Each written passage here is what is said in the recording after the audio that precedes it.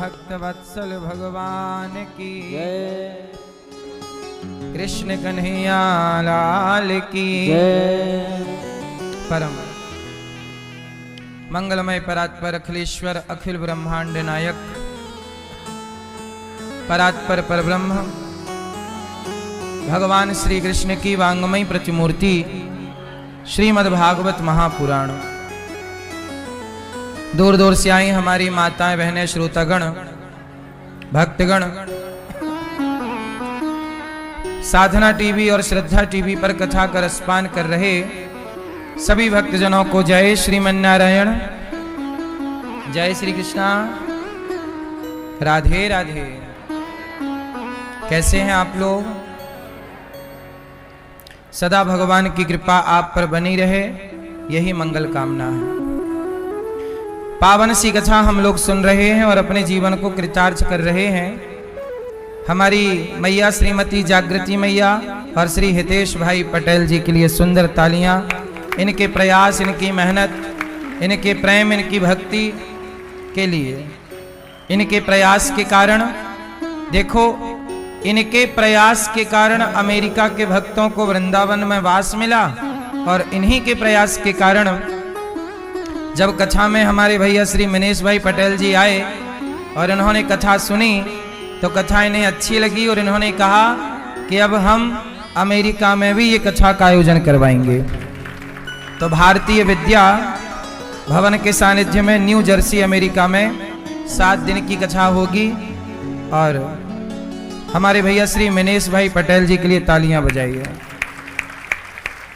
इन्होंने सुंदर प्रयास किया और अब जो अमेरिका के भक्त यहाँ नहीं आ पाए तो उनके लिए स्वयं भागवत जी वहां पहुंचेंगे और उनको कथा का रसपान होगा। भगवान आपको सुखी स्वस्थ रखें। तो ये देखिए कितना अच्छा है, यही सनातन का प्रचार है। आपके प्रयास से कितना अच्छा, कितने लोगों को भक्ति, ज्ञान और सनातन की सीख प्राप्त हो रही है। जब जब भागवत होती है, जहां जहां भागवत जी होती हैं, सत्संग होता है, भगवान वहां किसी न किसी रूप में प्रकट होते हैं। भगवान किस रूप में होते हैं? शब्द के रूप में। जब आप भागवत सुनते हो तो भगवान कहते ना, जो भागवत की कथा सुनता है भगवान उसकी व्यथा को सुनते हैं। तो हमारे भैया हितेश भाई जी और मैया जागृति मैया का ये सुंदर सा आयोजन सफल रहा, क्योंकि इनके द्वारा आप लोगों को 7 दिन वास मिला धाम का। कैसा रहा आपको 7 दिन? कैसे गुजरे आपके? आपके पुत्र सहज जी और पुत्री सजनी जी, आपको भी अच्छा लगा?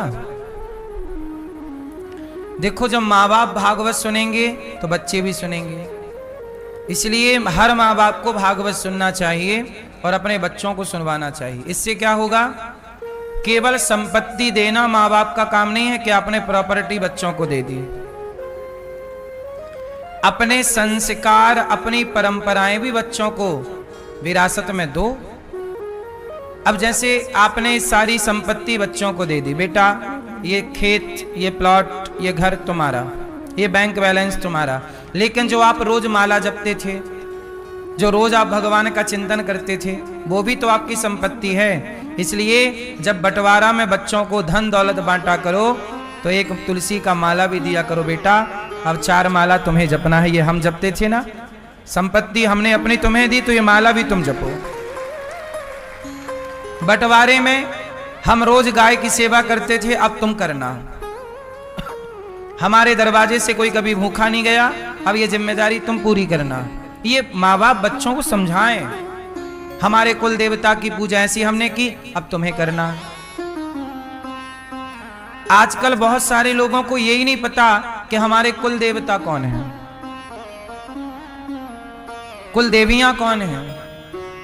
बहुत सारे लोगों को यही नहीं पता कि हमारा गोत्र क्या है, भूल गए।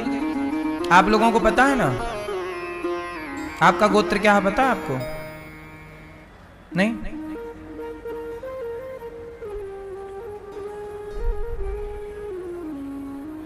अब यदि आप अपना गोत्र भूल गए, सोचिएगा, तो गोत्र भूल जाने का मतलब यह हुआ कि आप अपना मोबाइल नंबर भूल गए। अब आप कोई भी पूजा करोगे तो उसमें तो संकल्प बोलना पड़ेगा। आपको गोत्र पता है ना, आपका संकल्प होता है, उसमें गोत्र ही होता है। यदि गोत्र नहीं है तो फिर वो संकल्प कहां जाएगा।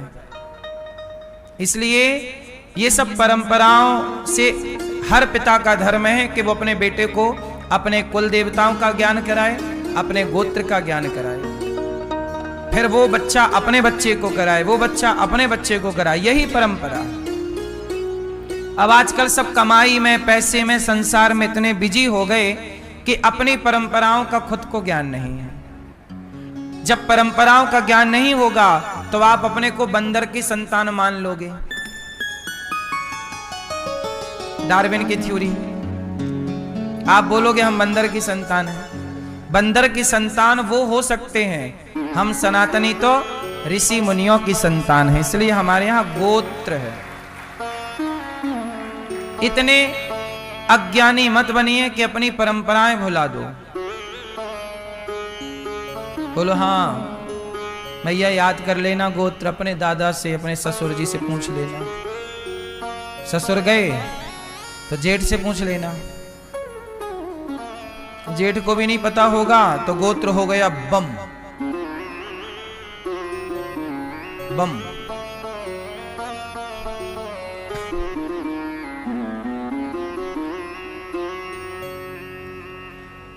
पूछ लेना, कन्फर्म करना, और बच्चों को बताना कि बेटा ये तुम्हारा गोत्र है, कोई भी पूजा किया करो तो ये गोत्र। संकल्प होता है, अपना नाम लीजिए, अपना गोत्र लीजिए, तो अपना गोत्र बोलना पड़ता है, तब वह फल हमें पूरा पूरा प्राप्त होता है। ये सब इसलिए आजकल सब बाप बेटे को पैसा दे रहे हैं, बैंक बैलेंस दे रहे हैं, संस्कार कोई नहीं दे रहा है। जो मूल है वो समाप्त हो गई चीजें। तो आप सबका धन्यवाद। यहां देखो भागवत जी की पोथी पाठ बैठी, आज भागवत जी के पाठ पूरे हुए। आप कोई भी यज्ञ करोगे, कोई भी अनुष्ठान करोगे, संकल्प होगा, उसमें नाम होगा, गोत्र होगा। अभी 25 तारीख से फिर यहां भागवत जी के पाठ होंगे, पोथी पाठ। आप भी अपने माता पिता दादी दादा के नाम से भागवत जी का अनुष्ठान कराते रहिए।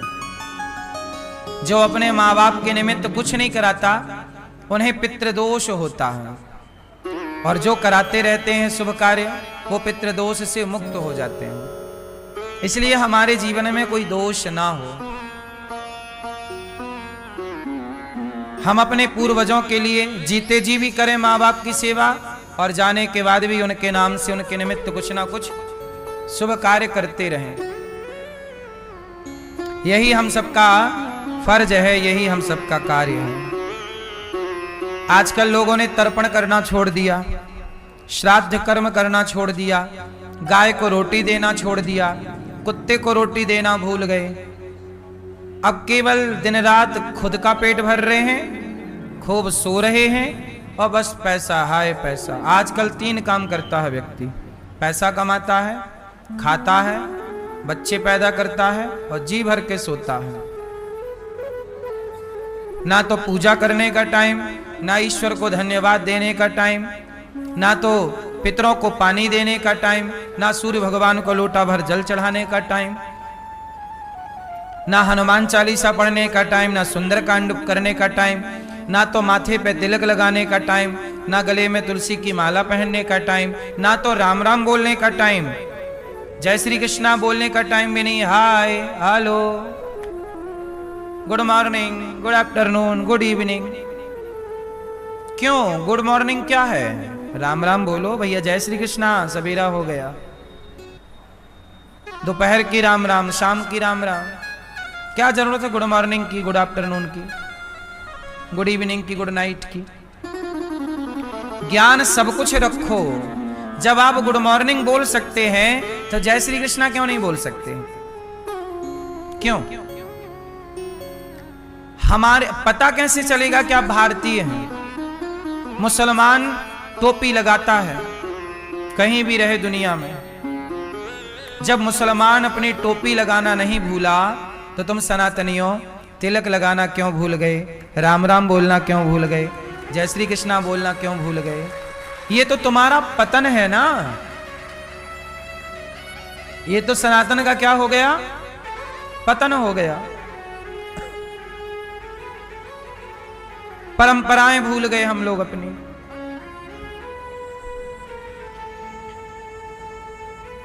जब दीपावली आए तो अपने बच्चों को बताओ कि दीपावली क्यों मनाते हैं। होली आए तो बच्चों को बताओ होली क्यों मनाते हैं। ये परंपराओं का बोध बच्चों को कराओ। ये दादा दादी की, माता पिता की जिम्मेदारी है। समय निकाल के गीता पढ़ना, गीता पढ़ाना, ये सब जिम्मेदारियां थी। अब कोई जिम्मेदारी नहीं है, केवल पैसा कमाना जिम्मेदारी रह गई है। भगवान ने विवाह किया। पहला विवाह भगवान का रुक्मणी जी से हुआ। रुक्मणी जी के पुत्र हुए प्रद्युम्न। प्रद्युम्न, देखो हमारा अपना इतिहास पता होना चाहिए। हम कौन हैं? हमारे भगवान कौन हैं? क्यों भगवान को भगवान कहते हैं? इन 7 दिनों में हमने लगभग सारी बातें बताई हैं आपको। आप कुछ भूल जाएं तो 7 दिन की कथा सुन लिया करो, सब कुछ आपको याद आ जाएगा। इसलिए हमारे यहां सत्संग है। हमारे यहां सब किताब खुली हुई है। भगवान को जान लो आराम से। कैसे भी आप पढ़ के समझ के अच्छी चीजें जान सकते हैं। भगवान कृष्ण के पहले पुत्र का नाम कौन है? क्या है? प्रद्युम्न। प्रद्युम्न का विवाह रति से हुआ। प्रद्युम्न जी कामदेव हैं। शंकर जी ने तीसरी आंख खोली ना तो कामदेव जल गए। कामदेव बोले कब तो मैं जल गया। शंकर जी की पास उनकी पत्नी रोई कि क्या करें। तब भगवान शंकर ने कहा कि अगली बार जो द्वापर युग आएगा, द्वापर युग में भगवान कृष्ण के पुत्र बनकर तुम्हारे इस पति का जन्म होगा।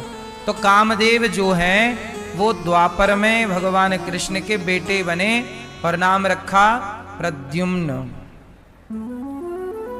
प्रद्युम्न भगवान के पुत्र हैं और ये कामदेव हैं। इन्होंने सम्रासुर को मारा और रति से विवाह किया। भगवान का पहला विवाह किससे हुआ?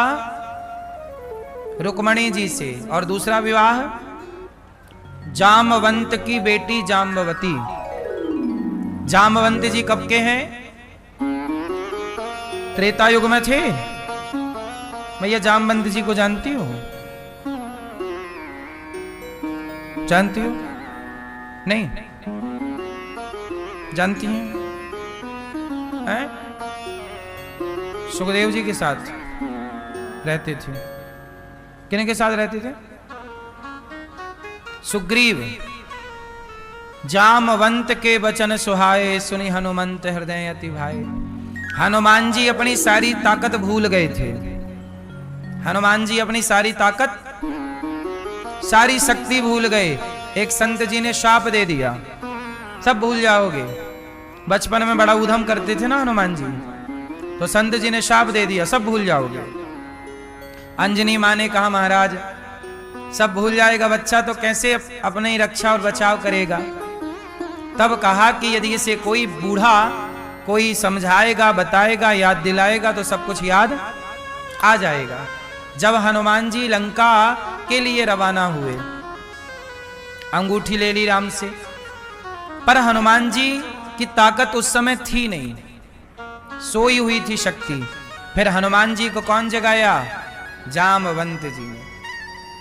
का चुप साधि रहा बलवाना, पवन तनय बल पवन समाना, बुद्धि विवेक विज्ञान निधाना, कवन सुकाज कठिन जग माही, जो नहीं हो या तात तुम पाही। हे हनुमान क्या चुपचाप खड़े हो? तुम्हारा जन्म राम की सेवा के लिए हुआ है। राम काज लगी तब अवतारा, राम काज के लिए तुम्हारा अवतार हुआ है। अब चलो लंका जाओ। जामवंत जी ने जगाया, हनुमान जी जाग गए।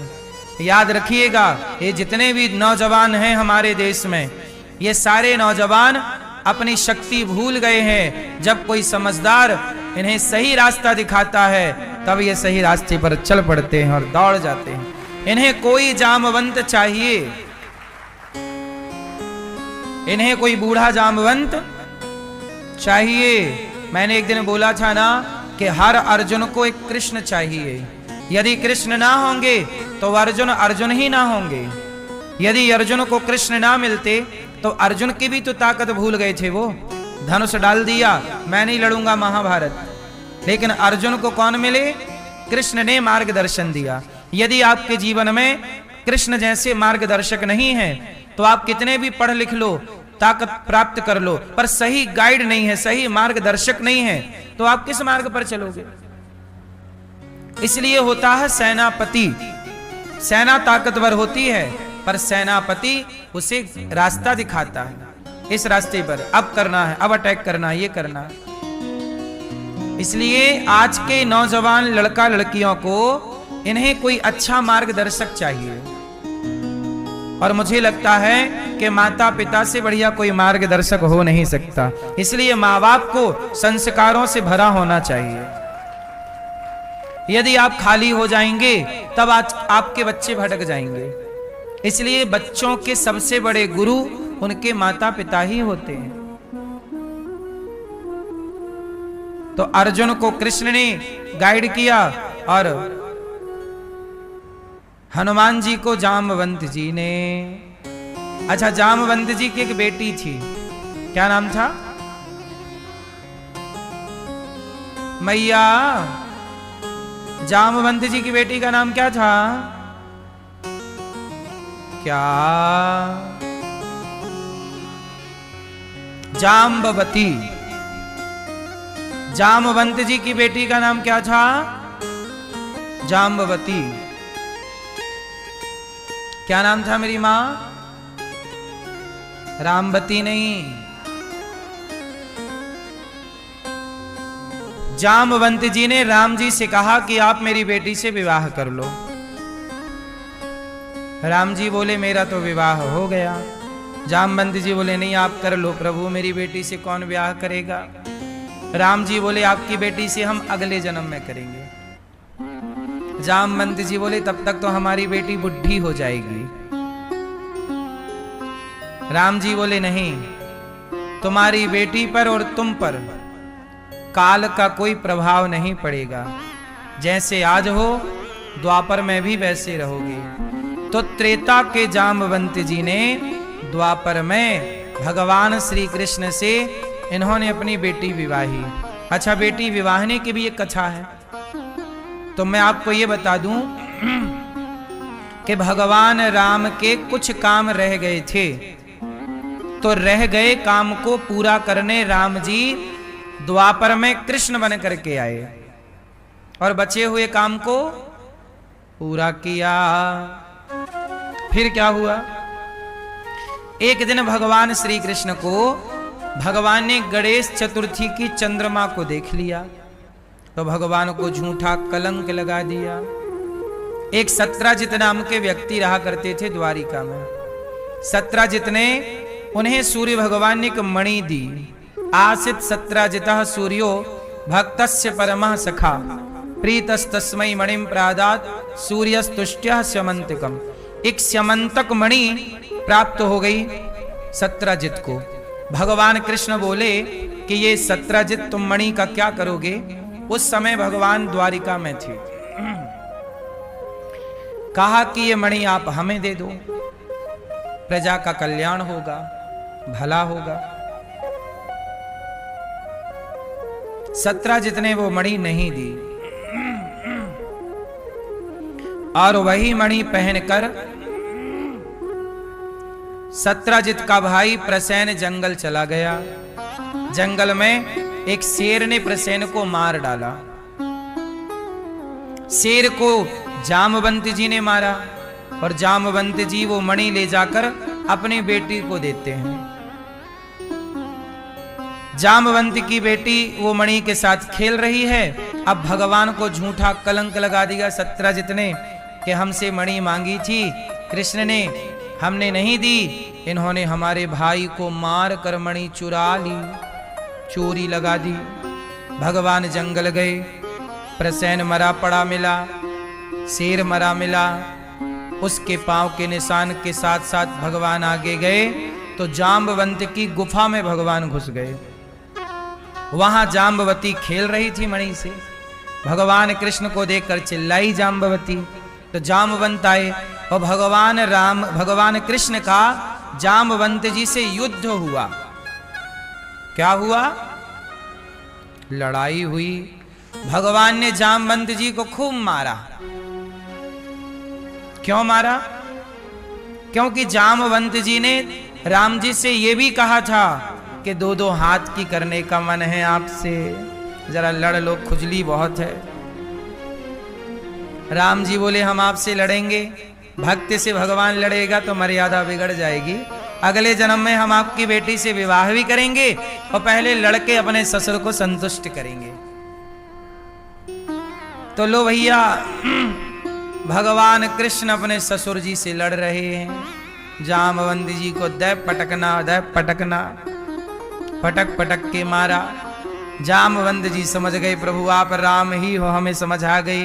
भगवान बोले ससुर जी पहले पहचान लेते, इतनी धुलाई ना होती। इतनी धुलाई हो गई, अब पहचान गए। जाम्बवंत जी चरणों में गिरे और जाम्बवती से कर लिया विवाह। अच्छा, जाम्बवती कैसी थी? उसके बाल बड़े बड़े, पूरे शरीर में रोमे जो है ना, रोमे बड़े बड़े। रीछ की बेटी है ना, ऋक्षराज हैं ये जाम्बवंत जी, तो रीछ की बेटी कैसी होगी? रीछ जैसी। अब भगवान बोले लो तुम्हारी बेटी से विवाह कर लेंगे, पर लोग क्या कहेंगे? लो कैसी दुल्हन ले आए, पूरे शरीर में बाल ही बाल हैं, रोमे ही रोमे, इतने बड़े बड़े रोमे बाल। भगवान बोले चलो पहनो साड़ी। मणि ली और जाम्बवती को लिया, कन्यादान किया भगवान ने, वहां पे जाम्बवंती जी ने सब किया। भगवान गए तो भगवान ने जाके अपने कमरे में बंद कर दिया जाम्बवती जी को। रुक्मणी जी बोली कि ये कौन है? भगवान बोले मेरी दूसरी पत्नी। तो रुक्मणी जी बोली जरा हमें भी दिखाओ, तुम्हारी पत्नी देखे कैसी लाए हो। तो भगवान कैसे बताएं किसके तो इतने बड़े बड़े पूरे शरीर में बाल ही बाल हैं। तो भगवान बोले सुनो रुक्मणी, ये तुमसे बहुत ज्यादा सुंदर है, इसलिए हम तुम्हें नहीं दिखाएंगे, तुम चली मत जाना वहां, क्योंकि बहुत सुंदर है। अच्छा, रुक्मणी जी गई उसके कमरे में, बहन दरवाजा खोलो। उसने मना कर दिया, बहन हम नहीं खोलेंगे, आपको बुराई लग जाएगी। रुक्मणी जी बोली हमसे भी ज्यादा सुंदर है। भगवान बोले तो तुम्हें बुराई ना लग जाए इसलिए वो दरवाजा नहीं खोल रही है। तो रुक्मणी जी ने शाप दे दिया। रुक्मणी जी ने शाप दे दिया जाम्बवती को कि तू बहुत सुंदर है इसलिए दरवाजा नहीं खोल रही, जा, जितनी सुंदर मैं हूं उतनी ही सुंदर तू हो जा, बस। हाँ? तो फिर उसके जो स्वरूप था जाम्बवती मैया का वो बदल गया और जाम्बवती जी वैसी ही हो गई जैसे रुक्मणी जी थी। फिर दरवाजा खोली तब उनको अच्छा लगा, वाह हमारे जैसी है, ज्यादा नहीं है।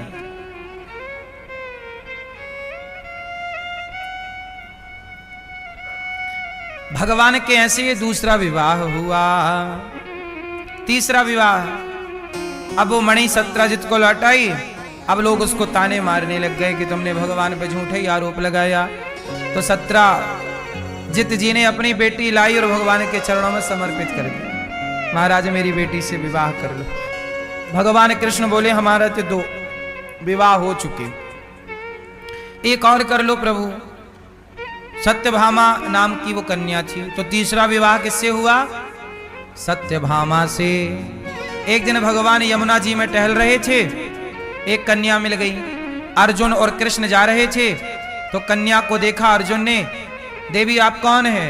बोले मैं सूर्य पुत्री हूं, कृष्ण से विवाह करना चाहती हूं। अर्जुन बोले वो जा रहे हैं कृष्ण, पकड़ो जल्दी। यमुना जी गई, प्रभु हम आपकी दासी, हमें स्वीकार कर लीजिए। ऐसे भगवान का चलते चलते चौथा विवाह हो गया। फिर विधि विधान से किया, है ना। भगवान का चौथा विवाह यमुना जी से हुआ।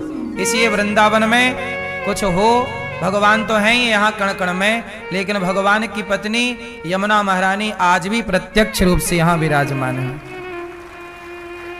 तो भगवान का चौथा विवाह यमुना मैया से हुआ।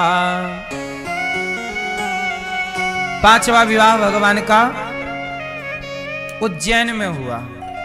विंद अनुविंद की बहन थी मित्रविंदा। छठवां विवाह भगवान का सत्या के साथ हुआ। सातवां भद्रा के साथ, आठवां लक्ष्मणा के साथ। भगवान के टोटल कितने विवाह हुए हैं मैया, आप बताओ मेरी माँ। मैया बताएंगी, लाल मैया बगल वाली। कितने? 8 विवाह। आप बताओ कितने विवाह हुए भगवान कृष्ण के टोटल हैं? 8। कथाएं नहीं सुनती हो मेरी माँ, सत्संग नहीं करती हो। पीछे वाली मैया बताएंगी कितने विवाह हुए भगवान कृष्ण के। मैं नहीं जानती महाराज। कितने मैया?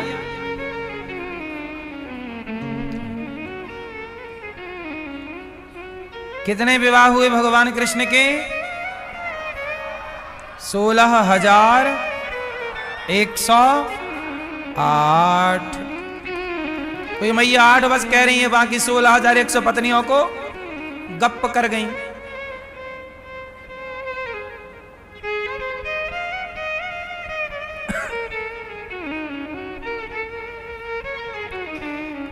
भौमासुर नाम का एक व्यक्ति,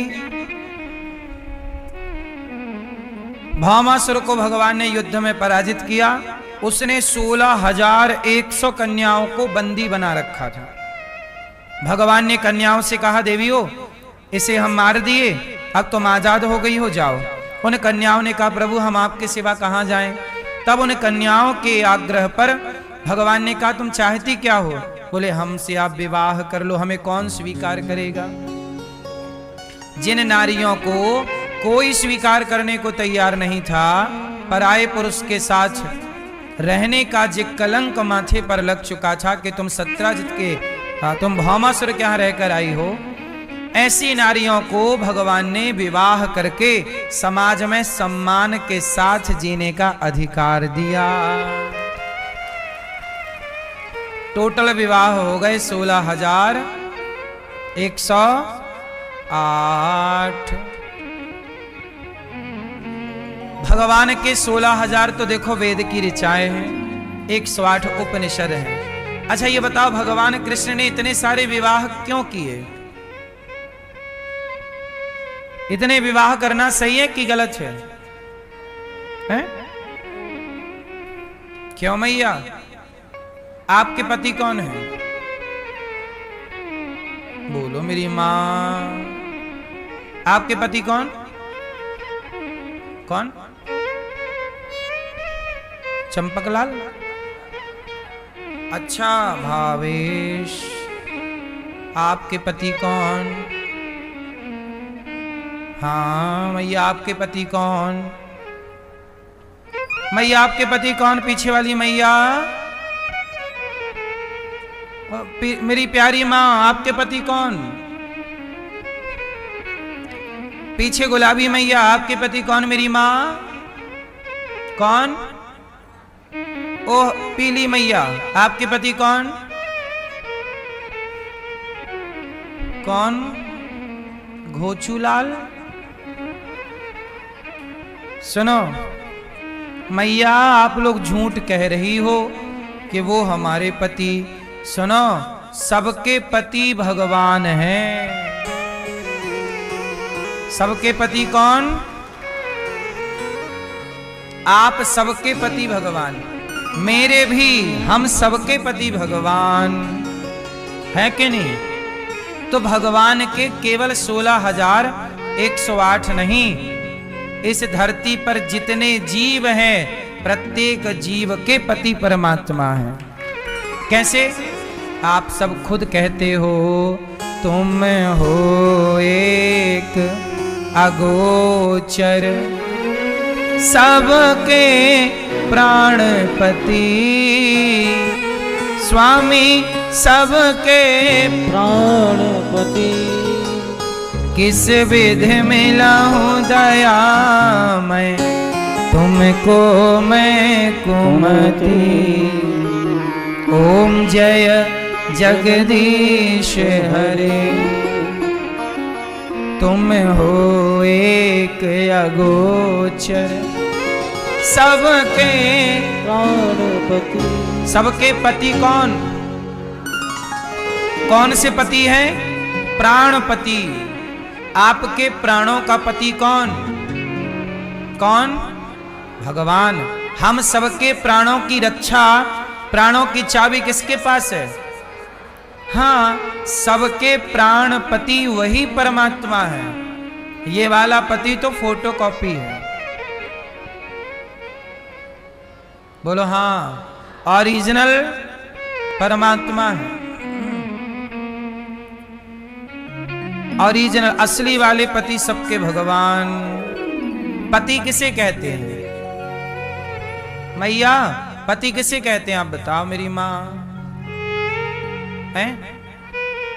ये मैया बताएंगी। क्या करें?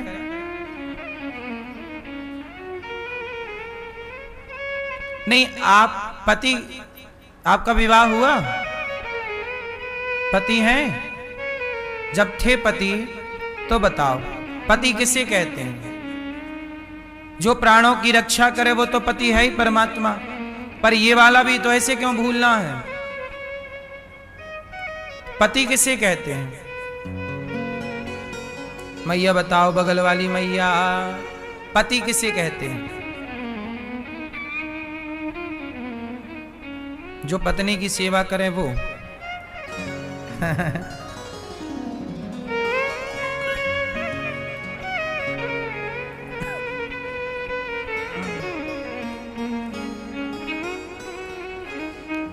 पति किसे कहते हैं? सुनो, पति जो अपनी पत्नी को पतित होने से, पतन होने से बचाए। जो अपनी पत्नी को पतित होने से, पतित मतलब पतन मतलब अधोगति, नरक जाने से बचाए। जो पति अपने पत्नी को पतन से बचाए वो पति है। इसलिए पुरुष का ख्याल क्या होना चाहिए? पुरुष सदा अपनी पत्नी का साथ दे, कभी भी अपनी पत्नी को अपने से दूर ना करे। और यही परिभाषा पत्नी की भी है। पत्नी किसे कहते हैं? मैया कौन बताएगा पत्नी किसे कहते हैं? आप बताओ मैया, पीछे वाली, पत्नी किसे कहते हैं? आप हो पत्नी कि नहीं? तो बताओ किसे कहते हैं? पत्नी की परिभाषा, पति के साथ रहना। ये पत्नी। आजकल पत्नी, कुछ पत्नियां कैसे बोलती हैं अपने पति से कि या तो अपनी मां को रखो या तो हमें रखो। जो पत्नी अपने पति को पतित होने से बचाए, पतन। अब सोचिए कि आपका पति अपनी मां को घर से निकाल देगा तो आपका पति नरक जाएगा कि स्वर्ग? जो अपने माँ बाप को घर से निकाले वो बेटा नरक जाएगा। यदि आपका पति अपनी मां को निकाल दे घर से तो पति कहां जाएगा? नरक जाएगा। तो आपने अपने पति को रोका क्यों नहीं कि सुनो जी, अपनी मां को ना घर से निकालो, वो हमारी सास है, तुम्हारी मां है, तुम्हें पाला पोसा, जन्म दिया, तुम्हें मालिश की, तुम्हें पढ़ाया लिखाया, अब तो ना निकालो उसे। तुम तो स्त्री थी, तुम तो पत्नी हो, तुम ना समझाओ। चलो तुम्हारा पति मूर्खता कर रहा है, माना कि अपनी मां को निकाल रहा, तुम तो समझाओ। लेकिन आजकल तुम खुद ये कहती हो कि तुम या तो अपनी मां को रखो या हमें रखो। तो पति यदि तुम्हारे चक्कर में अपनी मां को निकाल देगा तो वो नरक जाएगा, और वो नरक गया तो तुम कौन सा स्वर्ग जाओगी? फिर तुम नारी नहीं हो। ऐसी स्त्री, ऐसी पत्नी पत्नी नहीं होती। पत्नी अपने पति को जो गिरा दे अपने धर्म से, अपने कर्तव्यों से, वो पत्नी थोड़ी है। अरे पति रास्ता भटक जाए तो पत्नी उसे समझाए कि ये रास्ता गलत है। ये नारी का धर्म है, और यही काम पुरुष का है कि पत्नी रास्ता भटक जाए तो पुरुष उसे समझा बुझा के सही लाए। एक दूसरे को बचाओ। पति पत्नी का काम क्या है? एक दूसरे को बचाना। पत्नी भी गलत ना हो, ये पति बचाए, और पति भी गलत ना हो, पत्नी बचाए। इसलिए अपनी पत्नी को भी बचाओ, अपने पति को भी बचाओ।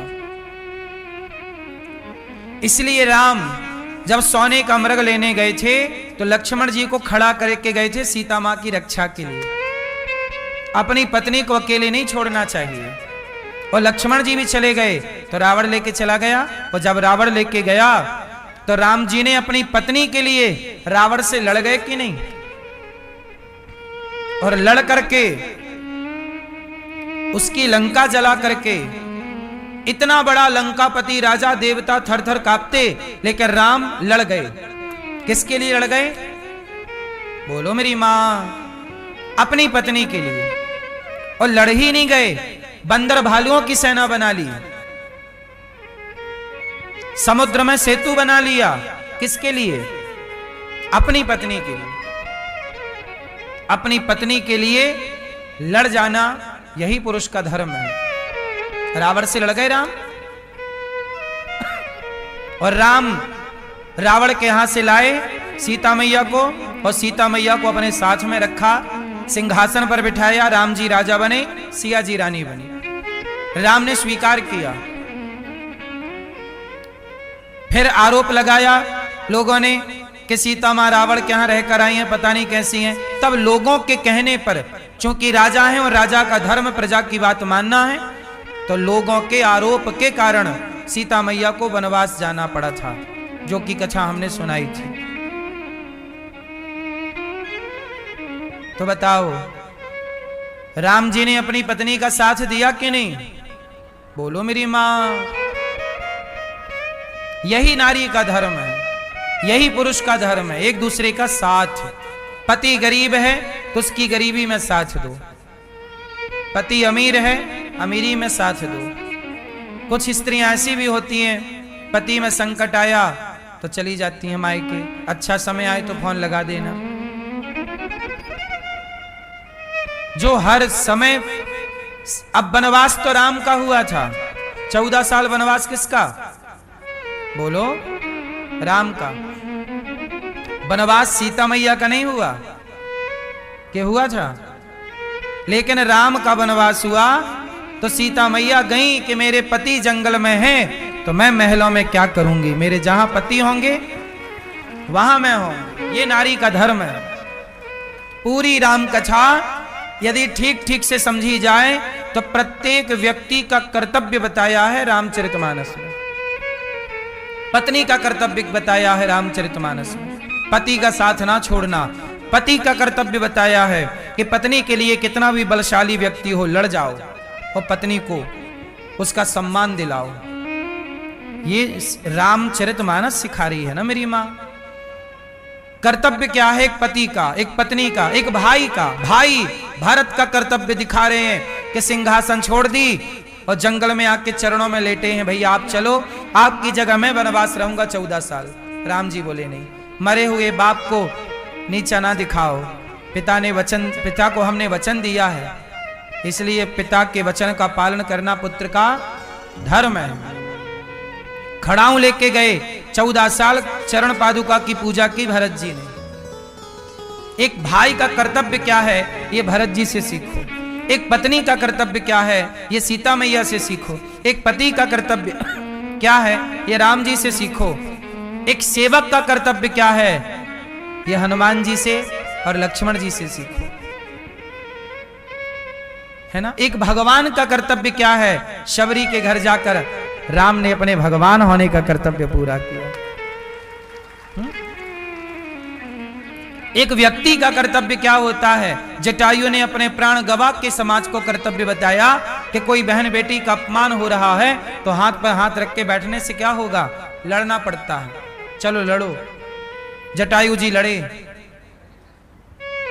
जटायु जी लड़े। कर्तव्य क्या है? मां का कर्तव्य क्या है? कौशल्या मां है, क्या कर्तव्य है? जब कौशल्या से मिलने भरत जी आए तो भरत जी को कौशल्या मां ने गले से लगाया। भरत जी क्या बोले जानते हो? भरत जी बोले मां आप तो यही समझ रही होंगी ना कि मेरे कहने से मेरी माता ने राम को वनवास भेजा है। अच्छा कैकेयी ने वनवास भेजा तो आरोप भरत जी पर भी तो लगा कि तुमने अपनी मां से कहा होगा कि वरदान मांग लो और हमें राजा बनवाओ। तो भरत जी कौशल जब कैकेयी मां जब वो ननिहाल से लौटे ना तो कैकेयी मां से मिले, वहां समझ गए कि सब खेल कैकेयी मां का है। फिर भरत जी कौशल्या मां से मिलने गए, तब कौशल्या मां से क्या बोलते हैं? भरत जी कहते हैं मां गौशाला में कोई आग लगा दे, ये भरत जी कह रहे हैं। मां गौशाला में कोई आग लगाए और सारी गाय जिंदा जल जाए तो मां ये पाप है कि पुण्य है? मां बोली बेटा बहुत पाप है।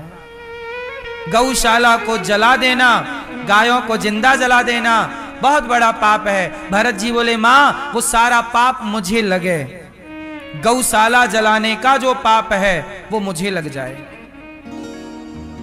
किसी नगर को जला देने से जो पाप लगता हो उस नगर को जला दिया। किसी के घर में आग लगा दी तो स्त्री जल गई, बच्चे जल गए, पुरुष जल गए, वो पाप जो लगे ना मां वो मुझे लगे। हे मां यदि मैंने राम को वनवास भेजने में तनिक भी मेरा मन भी कभी गया हो तो हे मां ये सारा पाप मुझे लग जाए। तब कौशल्या मां ने गले लगाकर भरत से कहा ना बेटा मैंने कभी नहीं सोचा कि तेरे मन में कोई कपट होगा।